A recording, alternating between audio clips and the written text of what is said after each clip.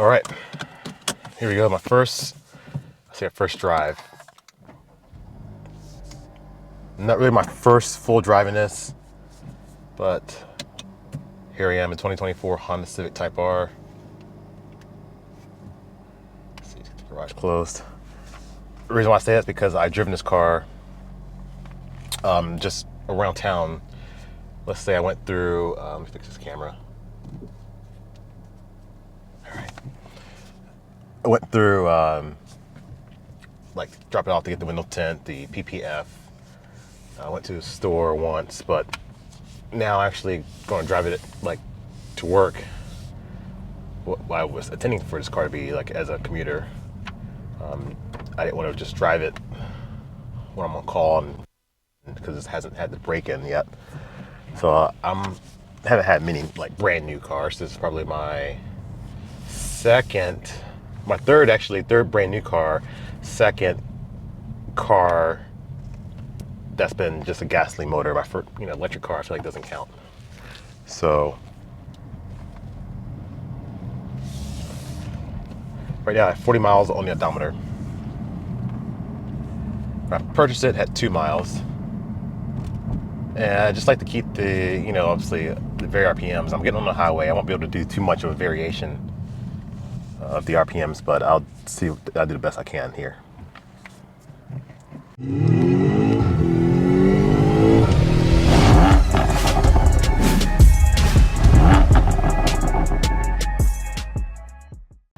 But I can tell you the difference between this and the FK8 is immediately, as soon as you get inside the car, it is more refined. From the instrument cluster, the infotainment system, the design, the layout, dashboard, it just feels like I'm driving something more premium, and I like it. Now, next thing I notice is the road noise. There's more noise coming in to the cabin than I can remember from my FK8. Now, I had the Continental Contact 6 on the FK8, which was the OEM tire time, and now Honda's using the Michelin Pilot Sport 4S on these. The 4S has always been a quiet tire, but I'm surprised how much noise I'm hearing coming through the cabin, unless they did something that I didn't know of as far as let's see, I got my CarPlay. They did something as far as doing some sound deadening removal inside of the cabin. Who knows? But having wireless Apple CarPlay in this car, even when I'm using directions through CarPlay, it shows up on the car's native instrument cluster, which is a big plus for me, because usually when you use something other than a native navigation, you don't get any instructions coming through. And I think my wife had mentioned her BMW does that. She gets instructions through her heads-up display, which is, pretty cool. Now I know Apple CarPlay has its issues. I'm not saying Apple CarPlay is like the best thing in the world. It's not a car issue, it's a connectivity issue with CarPlay, of disconnecting, freezing, and having apps that doesn't work. But yeah, more refinement. The comfort mode in this car, I would say it's not as harsh as I would find in the FK8. I don't know if there's any type of tuning that they did differently. Maybe they made it a little more softly sprung and more compliant. But I could feel that the suspension is more, I can handle this on day-to-day use. It doesn't feel like I'm driving this race car. Ambient lighting, I noticed in the floorboards is red. Ambient lighting, that's something else that they added. The seats, they feel more comfortable. They still have that huggy support, but they don't feel quite as like aggressively bolstered in the FK8. So if you love that FK8, you still get it in the bottom, but I feel like the top portion of the seat it looks more racy. I like the seats better. Obviously I can't speak of the performance or engine sound. Like I said, I'm just doing a gentle break-in. What I'm gonna do is, and I'm gonna do the same thing I did with my FK8, is first like few hundred miles or so, I think it's 600 miles break-in, gonna be gentle with the RPMs. I'm not gonna be running it through. But as I start to use the car more, as the RPMs start to, the car miles start to add up, I'm gonna start to give this car more and more boost, and I'm gently getting it used to more heat cycles. Right? Because the last thing you want to do is just do a gentle break-in, and then suddenly when you hit that threshold, go, ball to the wall. Because that now you're suddenly went from like car hasn't seen no heat cycle at all to a sudden extreme heat. So I'm gonna gently bring it up the temperature, and what I mean is, as I get closer, I'm gonna start bringing the RPMs a little higher, a little higher, a little higher between shifts. I might get a little more boost as I get, like say, 400 miles. I'm not gonna still redline it, but I might bring it to 4,000 RPM, let it get used to that every once in a while, gently half throttle. When I had 600 mile break-in, I'm still not gonna go full on. I may go close, but I'm gonna gently maybe hit 1 or 2 gears and then slowly back it off from there. Then just increase it as I go. So maybe by like 1,000 miles, I may run through the first to like 4th gear, just full on. But yeah, I don't know if you can tell, but I'm not getting beat up quite as bad. I feel like I like it. Horn still the same horn. I was hoping that would be different. I like the ability to customize drive modes. I feel like that is a huge step forward, because I didn't like having to decide between if I wanted the Sport, the R Plus, or having certain things, so I can custom tailor what I want. I can kind of curate the experience, which is, I think would be, I might find my own individual mode and go from there. I don't know, not sure what I want yet. Depends. The steering feels okay. I'm in comfort right now. I like the comfort steering is still sporty enough. We'll see how like Plus R and Sport feels, and as I start to drive more and put more miles on the car.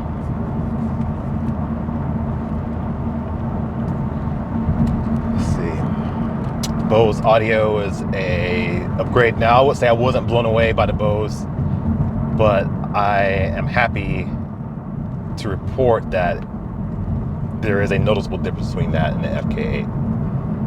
I didn't really care for the FK8 sound system, but at the time I was coming from the SI, my 2014 SI, which didn't have any Bose or any upgraded sound system, so you can imagine what that sounded like.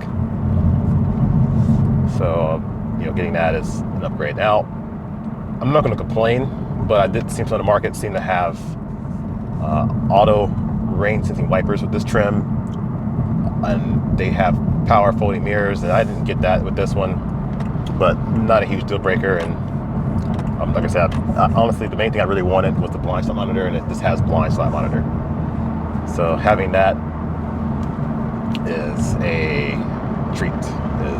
I don't know, for a commuter car, the way people, especially a car like this, people are going to ride next to you, and they're going to be trying to take pictures of it to get a closer look, and they don't realize that they're instead of riding your blind spot. And it's not like, oh, you check your noise there. So like one day you're going to be driving around, you look over, okay, there's a car coming up. He's here, there, he's gone, and we forget about it. And you're like, okay, it's time to change lanes. After 3 miles later, that same car has been sitting in your blind spot, just admiring your car. And I feel like that's something that's been happening to me before. And I'm not saying I'm trying to say the FK8 or anything like that, but cars that notice that is unique, people see it and they just want to look at it and get better look, and sometimes they think they don't realize what they did. Shifter feels the same. It has that metal shift knob.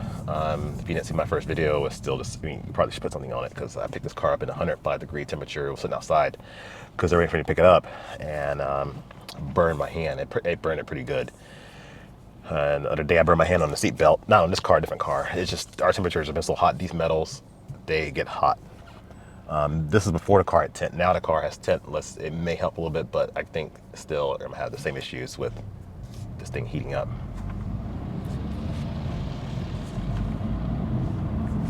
Let's see.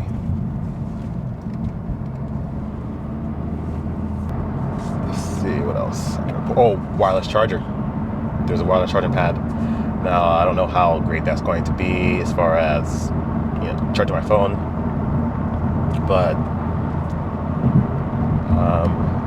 there are times where I just need a place with my phone, and I wouldn't mind just setting it there, just a place to set it. I hate putting my phone just like on a seat somewhere and losing it, and in the corner. At least I know, okay, my phone's gonna be right here on the chat charging pad, and I can turn this off and on to where some charging pads just come on automatically, and you don't even have a chance to, you don't have a say so. This one, at least I can turn it off and on. Oh yeah, just going over a few bumps. The ride is nice. The only thing I really notice is the road noise. Some things feel like FK. I like the button switches, knobs, everything else is great in here. I can feel like the car feels wider. It almost feels like it's like I can see over the hood. And it's just Honda, it's traditional, like you can see down on the dashboard. The car does feel a little wider. It looks a little wider. Even when I'm looking at the mirror, I can see the hips, on the rearview mirror. Let me actually adjust my mirrors like where I want it to be, because I'm like seeing too much of the fender. I like seeing just a really very hair of the a fender, and then the rest of it I like to see more outside. Minimizing any blind spots if I can. I did add the auto dimming rearview mirror in this car, and that's pretty much it. Oil change, I'm not going to change the oil until the car tells me. I know people have differences of what they prefer as far as oil goes. They're like, what, should I change this oil, 1,200 miles or 1,000 miles?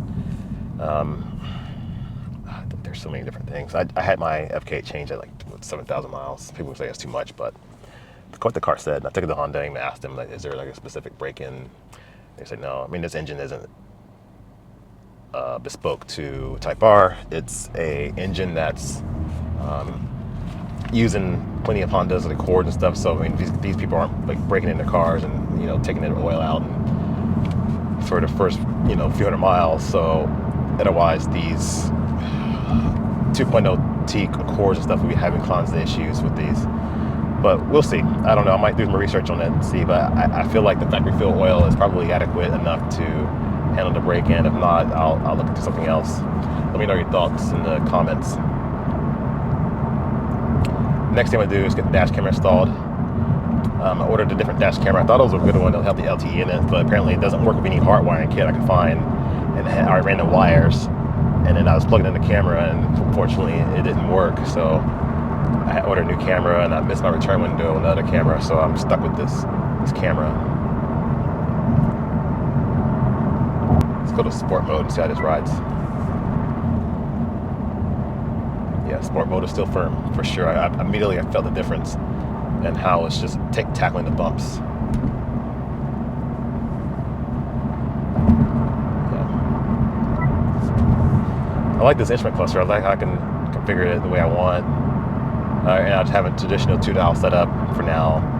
Eventually I'll play with that. I really have much time to play with this car to get things that I want to do, and so I'll get that done and do a full review of the car. I haven't done that, so this, like I said, if you're watching this is not a full review.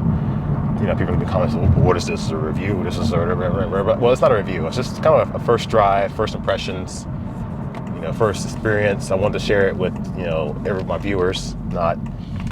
Like I said, I've driven the car just like a local town, but this is like my first time actually trying to drive the car, to actually drive the car. Taking on the highway right now. People get on the highway so freaking slow. I hate that. Okay, 60 miles an hour. 65, 70. Now I got PPF on the car, but I'm still trying to avoid getting rocks as much as I can. I don't know if I can avoid it, to be honest, because it just seems like there's constantly people on the highways, constantly rocks, constantly just everything. These Bay Area highways are just the worst ones to have. Carvana. Looks like somebody ordered a Porsche Panamera Turbo from Carvana. I got lucky on that one. I don't see those type of cars usually on a Carvana.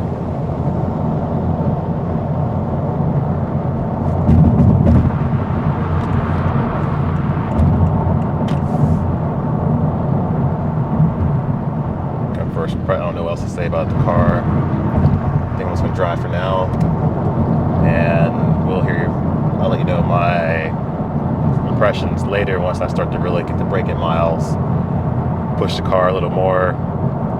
I did the window tint, did the expel treatment. These semis. I did the expel XR plus, 15% all around, 70% windshield. Weapon took the beginning of my cars. And that's pretty much it right now. Road noise actually is not too terrible, but I don't know if you can, I don't know if the microphone's picking up the road noise. It's there, it's apparent. We're at 70 miles an hour right now.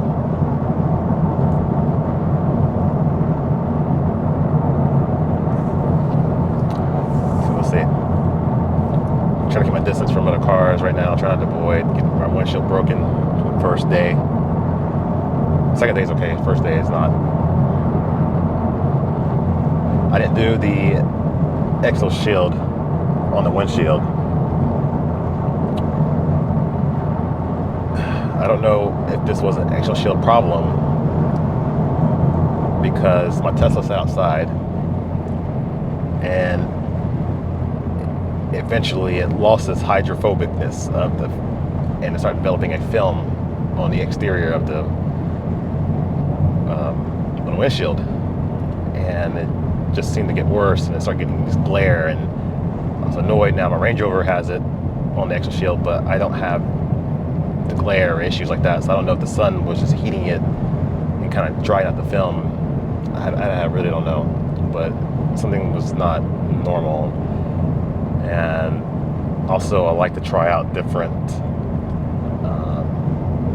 water repellent on the windshield glass to experience that. And I didn't want to, with the exo shield you can't put anything out on the glass, so when it loses its hydrophobic properties, there wasn't much I could do.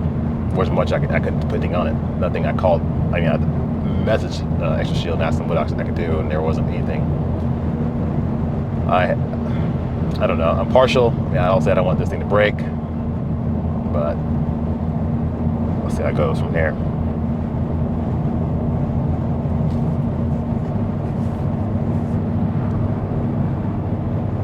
Let's go to fifth gear for a second. Six.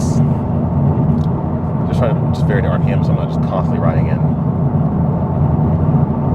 2,000, just 25 RPM right now.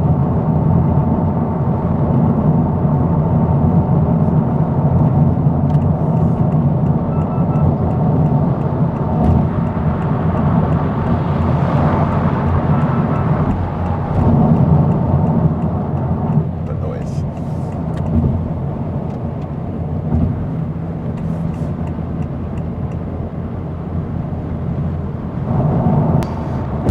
Actually, I tolerated that pretty good. I was like, dude, there's a joint in the bridge. I know how sometimes you hit that harder.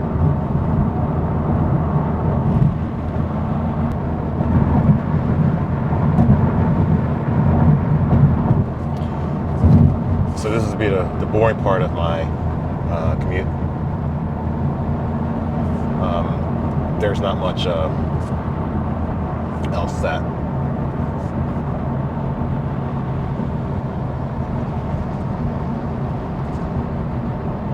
thing's not focusing, huh? There it goes.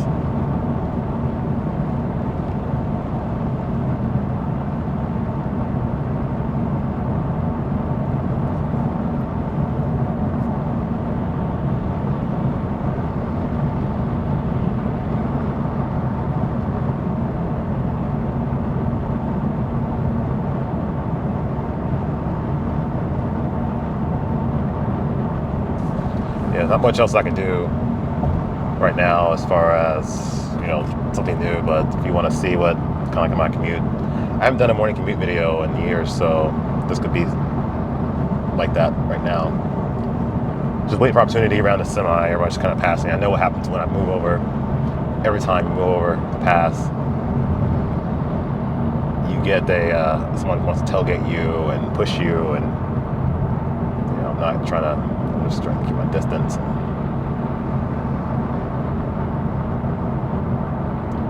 Not a huge rush, right? We're all gonna get there.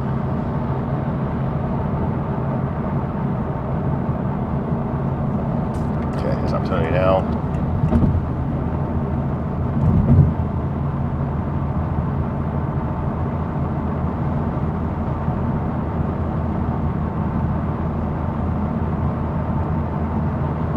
I hate this stretch of 680. I really do.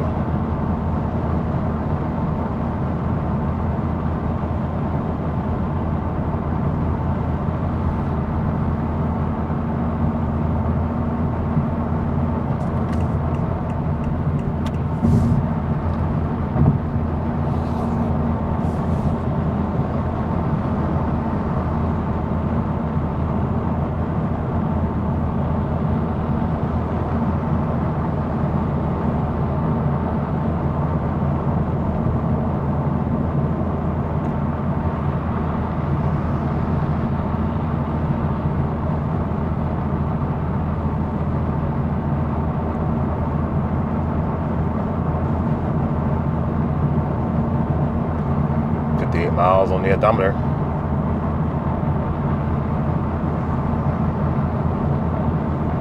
Those braking miles happen no time. I usually do about 100 miles a day, so I'll say by the end of the week I should have my braking miles completed. Depends on how much I go back to work and things. But the sunrise, wow, look at the sunrise, it's beautiful. I don't know if you guys can see that out there. Sunrise. It's a good view of that. It's really good.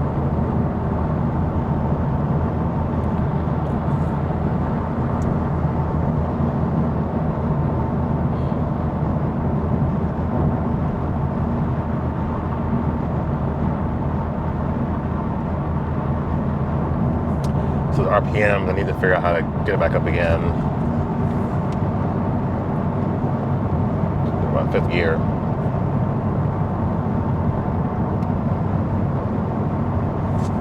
Let's go to 6.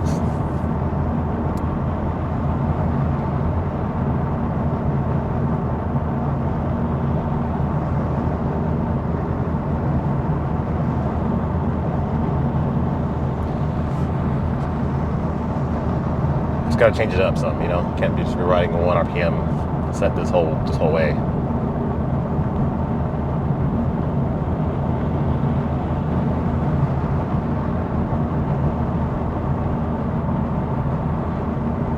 Here comes a Subaru. It's like these guys always, when I had my last FK8, these guys always try to like race and flex. We'll see what this guy does. He just passes by casually, or he's gonna do something. Nothing. Okay.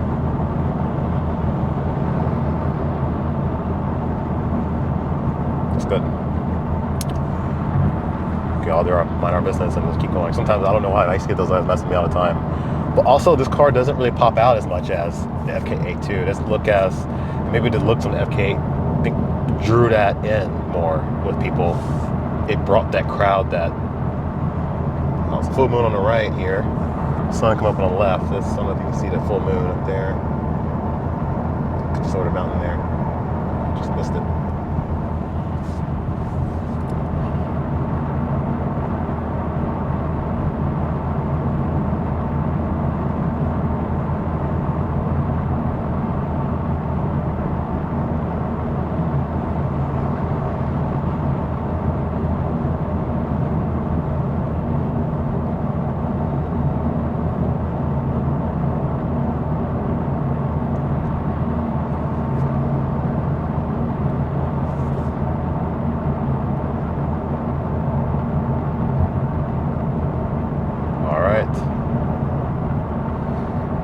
Another truck here. I'm just gonna give him a chance. Okay, there's one truck that pans past. Come on.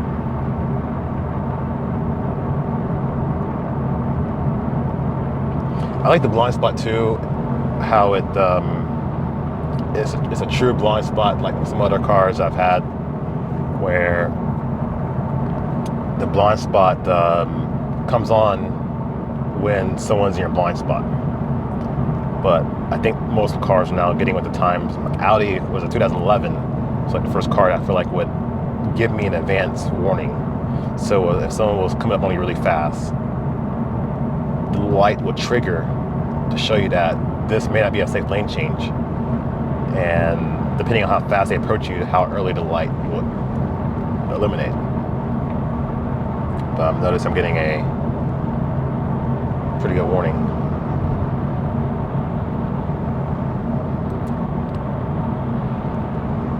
Just wait for our next opportunity to go around.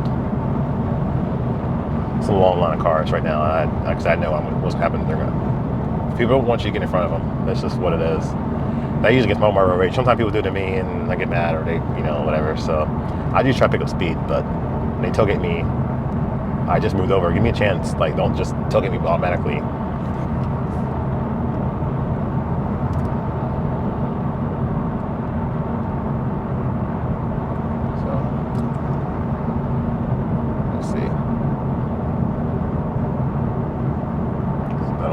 Ultima, or Maxima, sorry, these Maximas, when they drive always certain ways. Averaging right now, actually pretty good mileage, 28.7 miles per gallon. Not too bad. And you're still breaking in. That miles per gallon will get better as the engine gets broken in. It starts to loosen up a little bit too.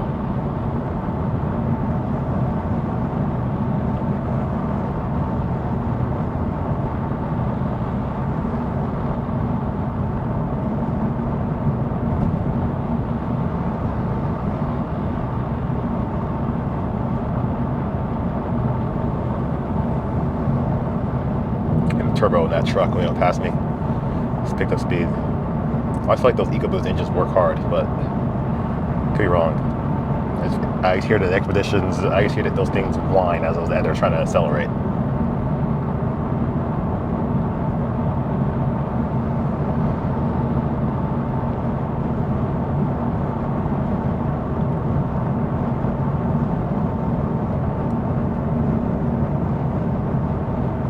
Let's see.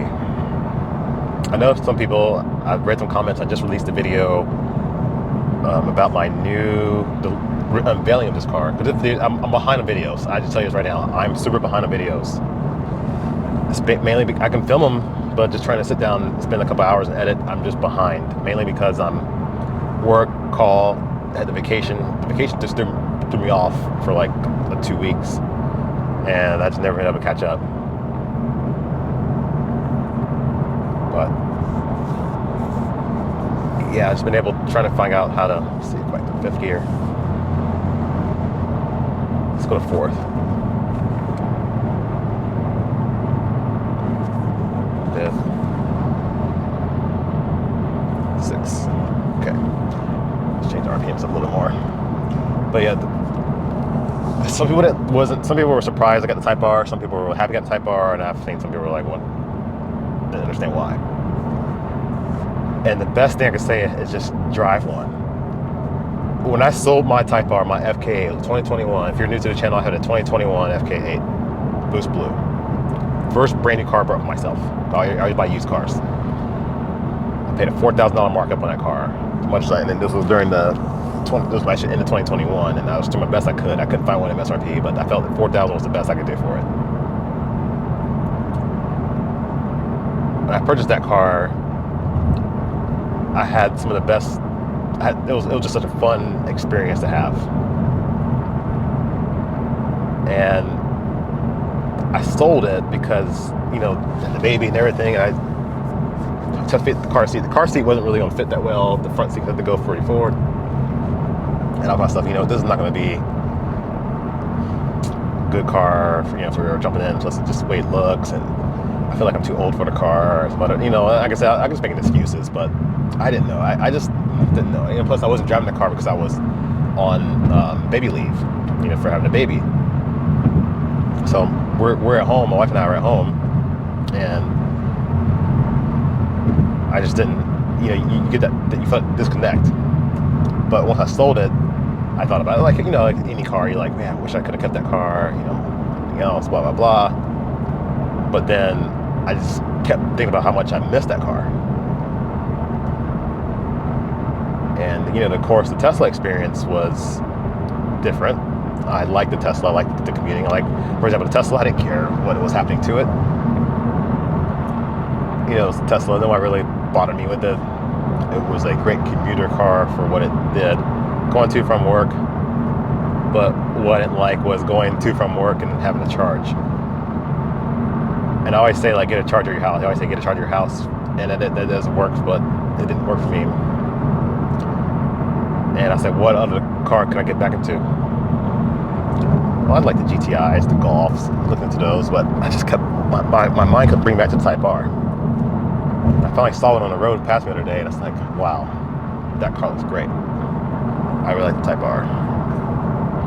But I said, what if I get something different? Maybe I get a different color. I get a championship white this time. Something that doesn't look as racy as the other ones. And tried it out. Well, it's not the one deal that had showroom was in Florida. They didn't want a deal. So come on here, look at the sun. Sorry, pause. I'm always in a scrub moments. So there's the moon on this side. Sun on that side.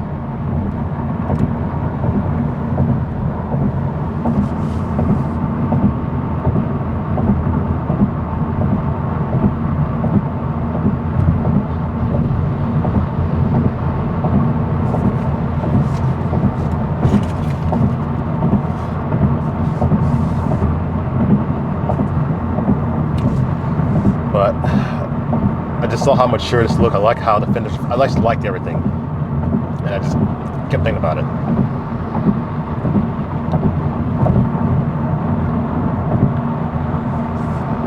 Sometimes when you have cars, especially when you drive a nice car, you get a couple of nice cars, you sort of need reminders. You need to almost like check yourself. And getting a Tesla was a practical decision, trying to, well, not say practical, sort of a practical. Spending $60,000 on a car is not practical. But going to electric and just trying to think that it's going to work for me, come on, I don't want this truck in front of me. It's going to rocks. I gotta get away from it as soon as possible.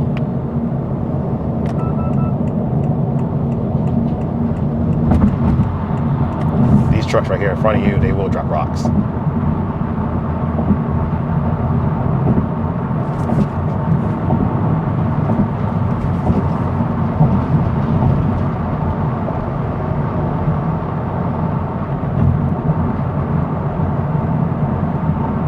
But yeah, I don't know. I just thought I'd go back into it and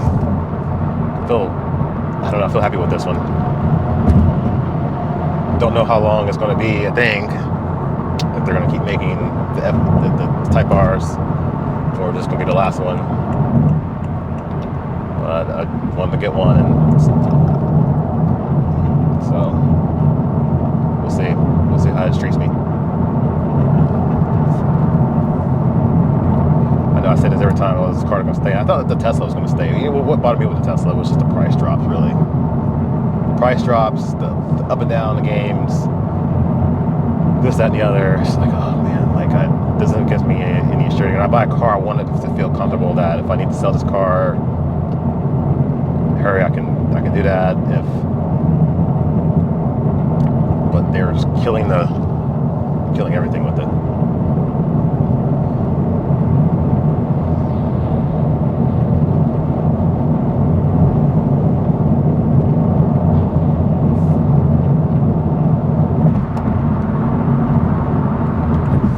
Truck here, he's dropping cool stuff too.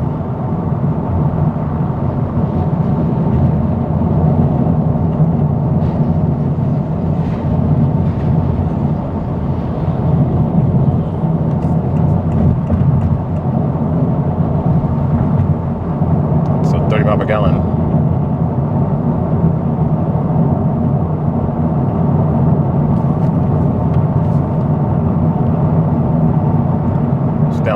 5th.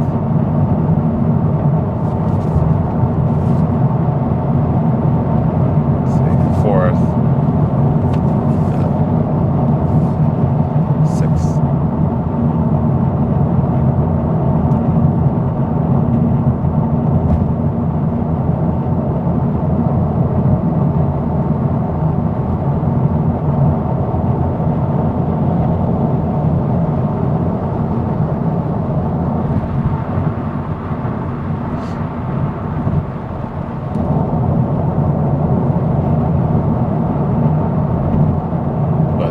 My commute. We're a little over halfway where I need to be, but this is it. This is how I commute. Sometimes a lot more congested. I left earlier today just to avoid some of the congestion. So it's a good day.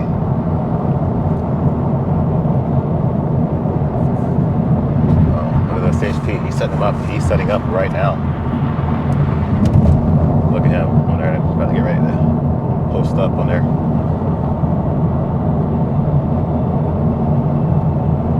Should be a nice guy marking on ways. Yeah, Martian market.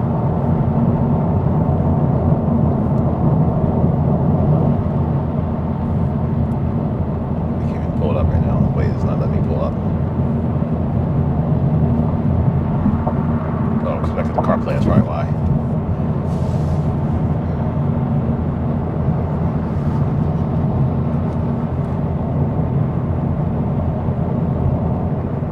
I'm sure somebody else will mark it. It's like already marked. That sneaky spot right there, he is. That's where I would hide. That was a...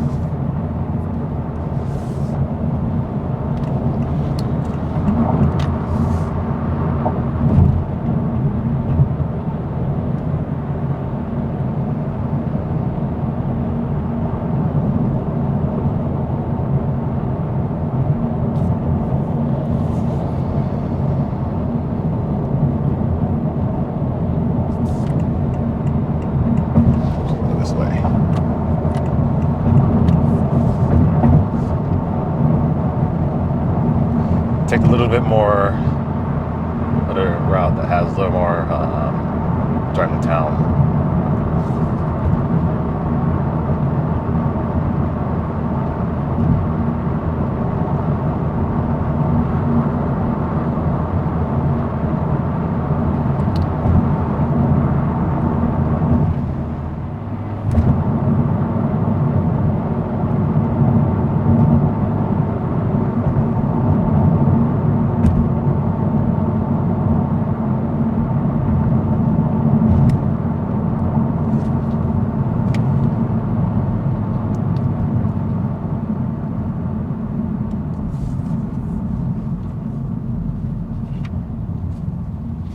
Rev matching is even comfort mode. I can feel it.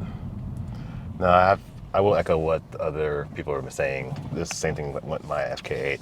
I wish there was a button to just turn off the auto rev match. Just something, a quick toggle switch or something, a button. Give me a, because I don't think I ever disabled rev match once or twice, but it's such a tedious process to go through menus and submenus to turn off one feature that I feel like should have been available. I never used it, to be honest, because I didn't want to go through all that. It's like, oh, let me try rev match, and then go through menus. And the Hondas, if you're driving, a lot of the menus you can't even access. A lot of things you can't even access because the car is rolling, so you gotta be stopped. And I just didn't even bother. Sometimes I'll turn it off and just leave it off, but then there are times where it's nice to have it, just on and be lazy.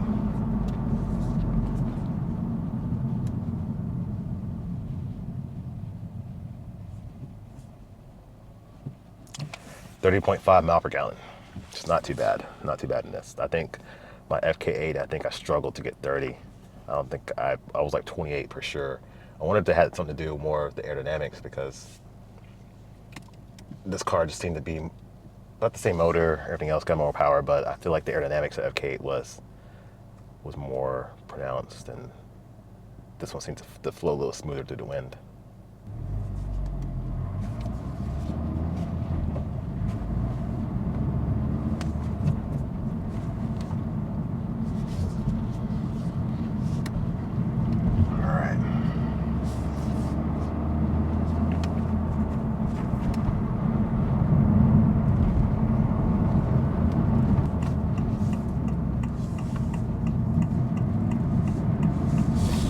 Like, I haven't pushed the seat, but just to even turn the wheel, I can feel this car is going to handle great.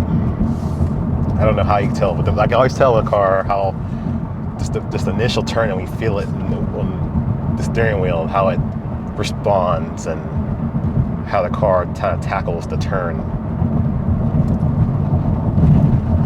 Now, I know people were talking about like, oh, get the Type S module. Why? If I wanted a Type S ride, I would have got the Type S. Type S was a little more money, but if I was going to try both out, but I started driving this one. I just like this one a little more. So.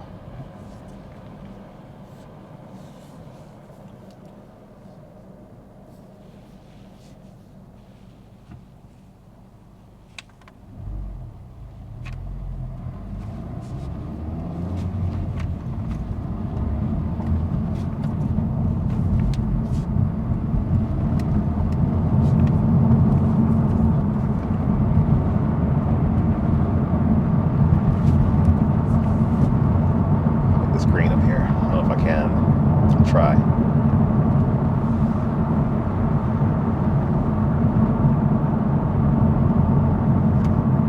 It's interesting.